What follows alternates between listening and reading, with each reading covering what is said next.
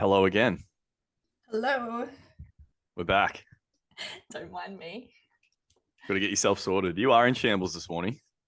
I am in absolute shambles. This whole week has been shambles. I didn't sleep for 48 hours. Like actually Yeah, didn't what sleep. was that about?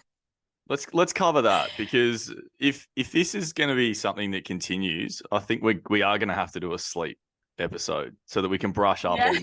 on just the basics of sleep hygiene, the things that you need to survive. But tell what was that about? Considering the last episode we had on rest. Yeah. No, it won't happen again, I don't think, hopefully. But I had on Tuesday, I had to get up at 5:30 a.m. I had a personal training client at 6. Then I went straight to placement, had a full day of clients till 4, trained, and then I had to go to the athletics finals 5 till 9.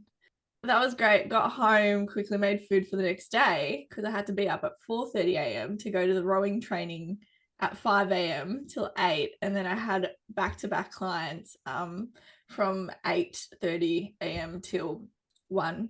And then I had to do all my notes and stuff. So, but during the time from athletics to rowing, I just could not go to sleep. I was in bed. I got in bed by like 10 o'clock and I was ready. I had a shower, made my food, I was organized, had the clothes out for tomorrow morning. My mind just could not stop. And I'm like, oh no. Oh no. I tried breathing techniques, I tried mindfulness, I tried watching like a funny light like Netflix show. My eyes were tired, but my brain just could not stop. And obviously you anticipate waking up early, each hour goes by, you're like, it's not happening. I had some melatonin. I did everything I could. Oh And then at no. that point I was like, you know what? I'm not getting sleep. I accept it. We'll try again tomorrow. Yeah. Uh and Steer then I into the woke up at skid. 4:30. I woke up 4:30 a.m. and I was full of adrenaline because I was wide awake. I was like, thank God I have something to get up for because I would not sleep anyway. And then by the time the day was over, I was seeing stars. I was delusional. I was like, yeah, it was not good. So I had a little nap and then came alive and started studying. Well, that And just then yeah, sounds so horrid. and I woke up at 5:30 today for a client. So yeah. That's Um yeah. Breed shambles, but it's okay. Like tomorrow after placement, I'm just gonna chill out, get early night, weekend, chill, study, and that's the plan. Good idea. Well, on the back of the rest thing from last week, I have a bit of an update. So Oh I went God. I went to the doc, which I never do. I hate going to the doctors. So I went to the doc, and turns out I've probably not properly fought off a virus that I went to see him about in May. So I thought I had COVID back in May. I had some like really horrible flu thing that smashed me for like 2 weeks. Went to see him then, and we thought it was like an asthma thing that was coming up with like the cold weather and Yeah. stuff. So put me back on that, and it was like, yeah, you should be sweet after this. And I just kind of like kept going, taking this asthma medication, and it wasn't really doing a whole lot. Anyway, and then Mhm. I felt fairly ordinary for months, but I thought I was just winter and just being Yeah. getting older. I went, Yeah. and it was basically like, shit, you probably actually didn't get over that thing that you had last time. So here's a prescription for antibiotics, and I want you to Oh, do a 7-day course instead of 5. He'd put the stethoscope on my back twice, only in 2 spots, and I breathed, and he was like, yeah. And I pulled my thing down, and he was like, yeah, you got a sinus infection for yeah. sure. I was like, yeah, great. That's awesome. So Oh, I'm so sorry. That's so that's all right. crap. It's just it's what happens. But As we know, lesson like, lesson, go to the frigging doctor if yeah. you don't think things are right. But like it Yeah. also like just shows how, those infections do affect your mental health as well. So it's not just like the physical side of things, it's also the mental side and it's all connected at the end of the day. It is. Yep. So there's my one piece And, of advice from today. If you're not feeling crash hot, just go to the frigging doctor. and also get some sleep. And that too. Stop adding more and more onto your plate. Yeah. Yeah. Take something That off. one's for me. Yep. But Well, I'm glad today's, you're okay, and I'm glad it's getting sorted.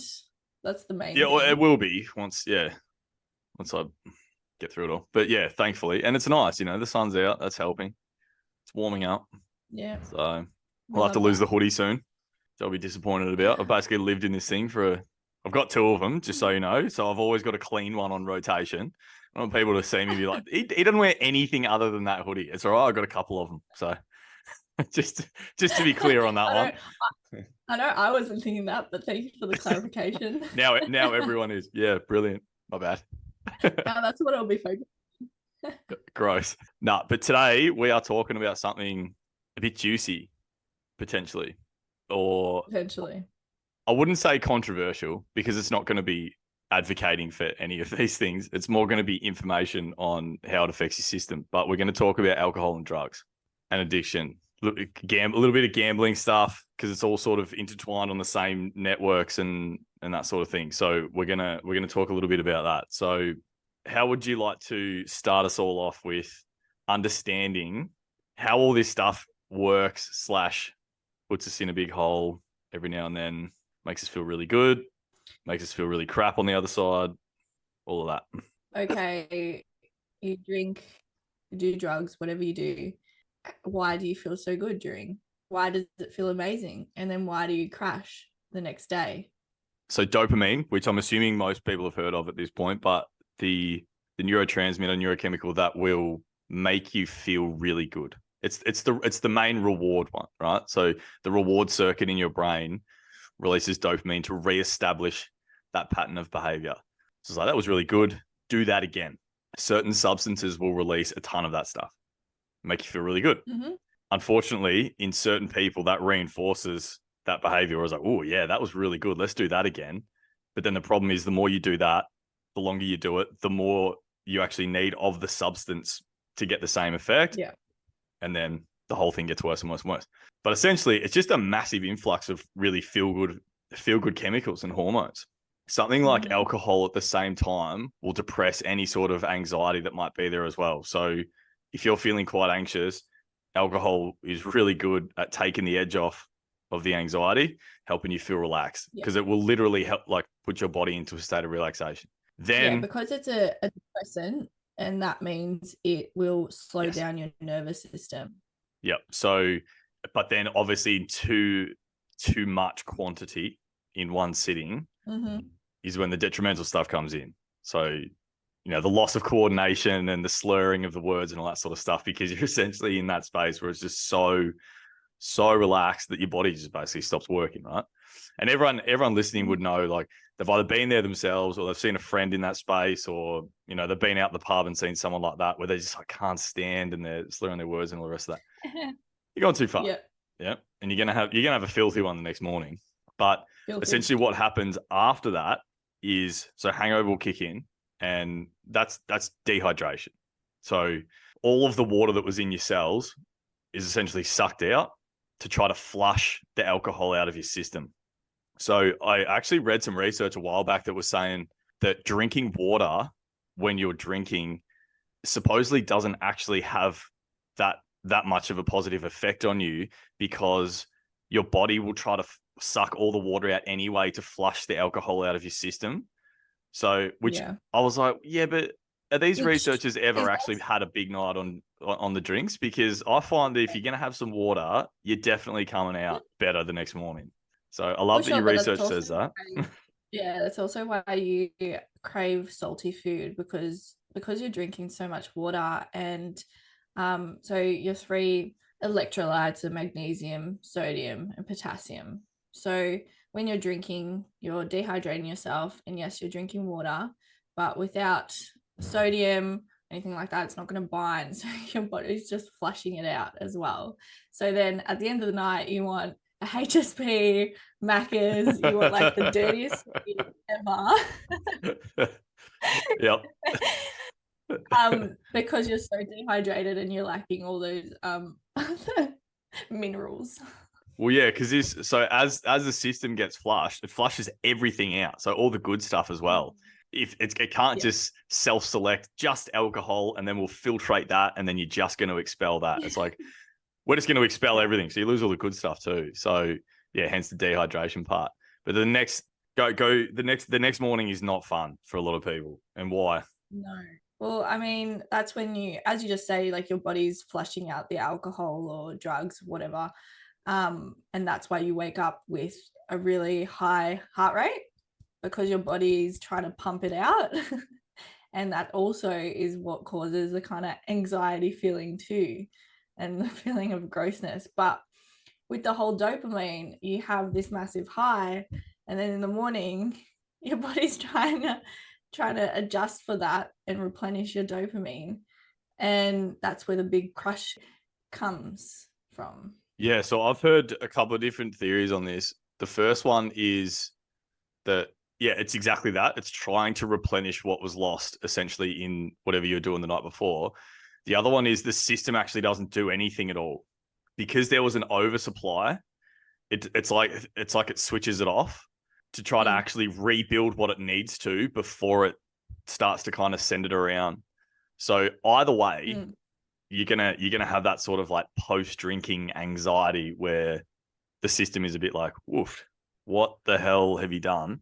And then it will try to establish some level of normality and baseline again. And depending on how much, yeah, like, you know, people would know, like, you can have a 2 or 3 day, especially if you're a bit older as well.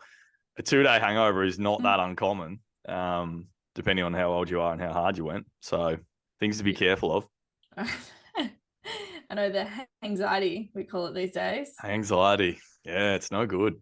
So it'd be like, don't plan on having a huge day. I would say 2 days after, because 2 days after is like, that's where things like are starting to kind of rebuild, and you don't feel that shit like 2 days after, not like you would if with the standard hangover. But then the 2 days after, there's like the system is starting to kind of put itself back together again. But it's like, we're just classic, right? Let's do all the things. It's 2 days after. I should be so fine. I used to do this when I was 18 and I would just bounce back and do all the things. And I was like, just go easy, right? If you've accidentally overcooked it, then yeah, pump the brakes a bit, right? Yeah, well, I mean, with the whole dopamine thing as well, it's like your mind keeps tricking yourself to get into those habits as well. So as soon as you start feeling better and I guess everything's replenished, then you're like, oh my God, I'm ready to do it again. Yeah. And you get excited, you know, you go out with your friends and you have some fun, and then the cycle proceeds. Well, I read some stuff on, this is a few years back. We were doing a unit on alcohol and substances, and I read some stuff on MDMA, and it was saying that you can have up to a 900% increase in dopamine after taking MDMA. It's like 900%. That's nuts. It's no wonder people take that and feel so good, because they're like, yeah, cool, everything's great. So you can imagine the spike and feeling so good. What is that crash going to be like on the other side? Like that's horrible. I used to work with a guy who he was into extracurricular activities, and he lived with a bunch of housemates, and Tuesdays in their house, they called it Suicide Tuesdays, because they would all be in the biggest hole that they had to like keep an eye on each other. I was like, you know what you could do? Not that. That is not uncommon. Unreal. So if people went out on Saturday, I've heard this quite regularly. So they go out the Saturday, Suicide Tuesdays. That was the worst day mentally. Yeah. Not physically, mentally. That was when it was like feelings of depression, anxiety, couldn't get up out of bed, lack of focus, brain fog, like all that stuff. And then once you got through that, you were better. But Thursdays was the days that you felt normal again. So yeah. And then Friday rolls around and it's like, let's do that again. That was fun. Oh my God. Yeah, and it begins again. I mean, all these are cycles. Like obviously you have fun as in a social aspect, but then when does it go further than that, I guess? And that's kind of like the difficult part to separate, because some people get stuck when you get older and maybe you have more responsibilities and you're over that. But there's those some of the people that just get stuck, and don't know Yeah. how to get out of it. And that's the scary part, because it And just started as fun first. yeah, and there's also there is also quite a heavy sort of genetic and environmental component to it as well. So there is a bit of that genetic stuff that would indicate that you're more likely or predisposed to being attracted to that sort of thing, and being easily sort of influenced by it. But it's also a little bit like what you grew up around. So like I've had clients come in who grew up around both parents drinking like a lot. And so for them, having half a dozen drinks every single night, they're like that's just normal. Like what do you mean? Yeah. And then you tell them that the recommended amount is no more than 10 standard drinks in a week. A week. And it's like, you're getting pretty close to that every single night, right? And they're like, oh shit, that's a lot. And it's a bit sort of confronting for them. But it's a difficult space. It's quite complex as well. It's the same thing like with gambling, right? Similar sort of thing. Gambling is it's very what do we call it? Insidious. Because it's not like a physical thing, like you're not hurting yourself physically, like you are with these substances. People don't really understand it as much, and there's a lot more stigma around it. So it is shown that a lot of gamblers, like the addiction itself doesn't start off as like just a social thing at times. It does come deeper than that. There is a lot of trauma that comes with addiction in general, but also like with gambling. And these people are struggling because they can't even manage their own financial situation, because as soon as they get paid, they can't control themselves enough to not spend it on whatever they're gambling on. And if you've watched Addicted Australia, my work actually did that. Oh, right. Yeah. And it talks about heroin addiction, alcohol addiction, and gambling addiction. And it goes in quite depth behind like why they have an addiction and how they don't look like addicts.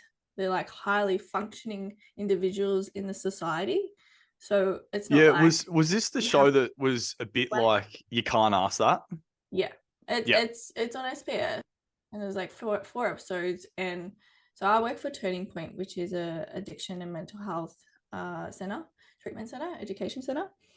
And our main goal is to treat the cause of it through their trauma. So we don't put a band-aid on top of it. We get to the root cause of things, because it all comes from somewhere. And gambling is a really tricky one, because with sports bet or like, those apps that are so easy to do, a lot of 20-year-olds, 21-year-olds are gambling with their mates, and you're not realizing the impact that it does. But it's highly addictive, and you're getting that little dopamine reward over and over again. And even if you're losing, your brain still is like, oh, the next one I will win, and you keep risking it. And then that causes issues. And I've worked with clients, and they're quite young too, which is really sad, and with their families as well. And thankfully, Turning Point has a service for that called Gamblers Help, in which there's highly trained people in the gambling addiction environment, which is good. But whenever you call them and stuff, it's just, you can tell they already feel judged and scared and stigmatized, because it's like, even when I said I worked for Gamblers Help, people were just like, what, gambling? What do you mean? Like, that's fine, right? Yeah. It's not, you're not causing harm to yourself, like you're not physically harming. And I'm like, well, there's actually a lot of shame that comes with gambling, and especially for those individuals. And I would have thought it's so destructive, like environmentally. You're not trees and sky and air and whatever else, but like, your own environment, your bank account, your house, your relationships, the whole thing. It's so destructive in that sense. Yeah, there's a lot of like partners and stuff that I've spoken to where their husbands have a secret account that they gamble from, and there's like huge risks of them losing their house, and it's not an easy addiction to have for them or the people around them, because they don't want to be this way as well, the people that really want help. And you see the struggle in the partners and the families, and they have kids too, and like every time they go past the TAB, they like feel the need or the urge to stop, like they can't control it. And it's the exact same things that happen in your brain with other substances with gambling. Yeah, it's that reward circuit we mentioned at the start. So my understanding of it from what I've read and looked into is that the reward circuit is sort of the dangerous part because it's the expectation of the reward. It's not actually the reward itself. So it's like the brain kind of knows like just before the reward comes. But the way that the people design things, I compared this to video games. I was talking to a young client yesterday, and we were talking about video games and how their video game use has increased massively. And we started talking about why that might be. And it was like, it's just fun. And we unpacked each little individual aspect of the game. And it was like, yeah, but that little like clinking sound that sounds like money when you do something, that's your brain being like, yay, good, let's do more of that, right? Or the anticipatory reward at the other end. You almost get there, and then it cuts you off, and it's like, oh man, I'll try that again, and it just reinforces this loop. All that stuff is all tied into the same sort of thing. So, 100%. And you're like, this time I'm gonna get it, and you do like little statistics in your head, and you know there's people with good at maths and stuff, probability, and you just keep hitting that button because you know at some point you're gonna win. You just don't know when, and that's half of the excitement too. Yep. And you're like, I'll just put a little bit. I'll just put a little bit. I'll just put a little bit. Not good. So what we might do is we'll put some info in the show notes just for some services and stuff for people to contact if they need to, or if they have a family member or something that could probably benefit from it as well. Yeah, and there is like family interventions as well, and a lot of information out there, especially on the Turning Point website. There's other services too, of course, which I can provide with. But if you feel like you want to, I guess I can only speak from the service that I work for, but they really do treat the root cause of it and go in deep. So, and there's lots of like peer support group sessions too. So, yeah, you can find people that are struggling just like you and support each other through, because it is a long journey and it's not linear at all. And it's always worth reaching out, even if you don't have a specific goal in mind, right? It's not like I'm going to wait until I'm ready to quit before I reach out. Like there's nothing wrong with having a chat with these people to start with and having a bit of a conversation, just establishing sort of where you're at with the whole thing. So yeah, I would say don't wait until you feel ready to just reach out, have a chat with someone. They're always really nice people on the other end of these lines for good reason. Yeah, a lot of them experienced similar things too. But even if you don't feel comfortable chatting to someone, there's online chats that you can use too that I can link, and even information for sites. So if you just don't feel like, you know, taking that step to reaching out to someone, at least you have information to read, and so you just know what's out there. Yep. Yeah, good. All right, we'll add all that in. So a little bit different today to our normal sort of sport and performance and what do we say? Sort of informal, relaxed kind of way of doing things. We went a little bit heavier today, so I hope it wasn't too heavy for people, but hopefully still informative nonetheless. Definitely for next week we can go into how certain substances affect performance, especially for athletes, I guess, who are injured and have to take prescription drugs, you know, to heal their injury. Yep. Also, I guess, doping. Yes. Yeah, a little controversial topic. Yep. Happy with that one. Yep. So next week we can tie into how substances affect performance in those ways. Oh yeah. And how highly addictive it can be sometimes, especially with injuries and retirement. I'm gonna bring caffeine into that too, because I love talking about how caffeine is used in performance. So shut me up next week if I'm talking too much, all right? Well, I'll get my coffee ready because... Okay. All right, cool. We'll do that, yeah. As we sip coffee and talk about the effects of caffeine, we'll do this. Yeah. there's also great benefits to it too. So Yeah. It's not all bad. It's not all doom and gloom. Despite some of what we talked about today, the world is not all doom and gloom. Yeah, I know. I feel like you need that. There needs to be a couple of serious episodes here and there, informative. Where are we at? 6, 7. We'll go about 6-to-1 ratio. That's all right. Yeah. Well, five or six fun ones and then one serious one, and we'll do it that way. Well, I hope everyone has a lovely day. And Likewise. yeah, we'll see you next week. Thanks, crew. Yeah. See you later. Peace out.